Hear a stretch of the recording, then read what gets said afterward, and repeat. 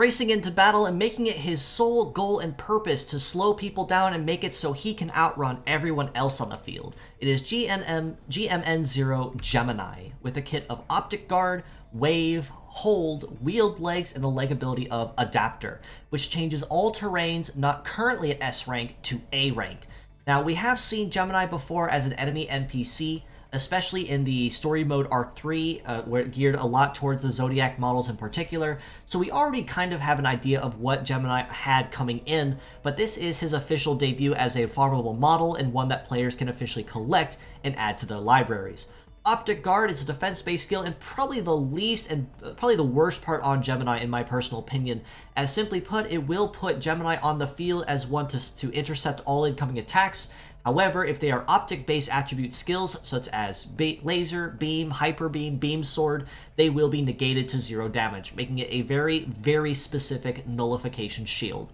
Wave and Hold are ailment-based skills, which, simply put, will prevent the enemy from dodging or defending, as well as debuffing their heat and cool stats by 25%, which honestly makes them a lot easier to outrun,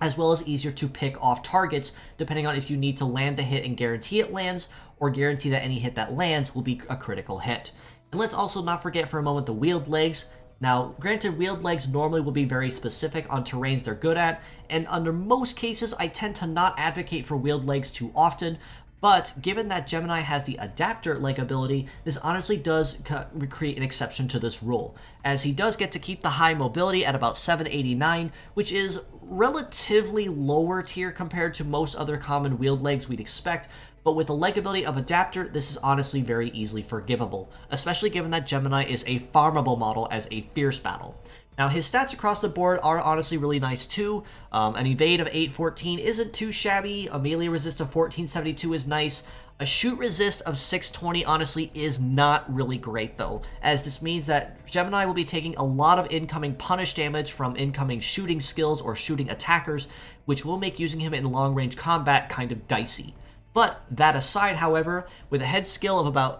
armor of about almost 4,000 HP, and arms of about 2,900 each, his arms are just a little bit squishy, yes, but honestly, this is something that he can still use to his advantage, not necessarily as a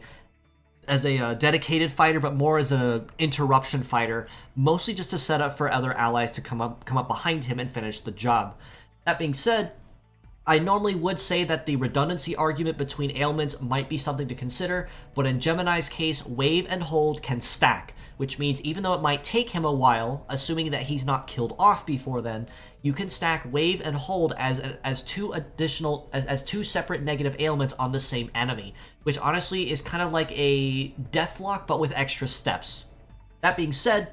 as a pure set score, I do have to rate Gemini a pretty solid 6.5 out of 10, and I honestly do have to rate Gemini as probably one of the better fierce battles that we've had in a while. Not necessarily as someone that, say, is like completely meta-breaking powerful or broken, but just in the fact that aside from the Optic Guard skill, he honestly is relatively decently balanced as an ailment fighter, mostly geared to assist allies in helping land the hit and helping land crits on top of that. As mixed parts, on the other hand, I have to rate him higher at a 7 out of 10. Given that Wave and Hold are probably going to be probably the lesser used parts, his head you probably won't ever touch at all if I'm perfectly honest. But again, because Wave and Hold stack, you can use them on the same team without anything contradicting or overriding each other. And then of course, Wheeled Legs with the Adapter leg ability, it's really, really hard to say no to that, as especially for new players or rookie players that still need good parts. The Adapter leg ability by itself is fantastic on any leg type, but put it on Wheeled Legs in specific and you get to keep your high speed and on any terrain, and in more cases, you get to have your cake and eat it too.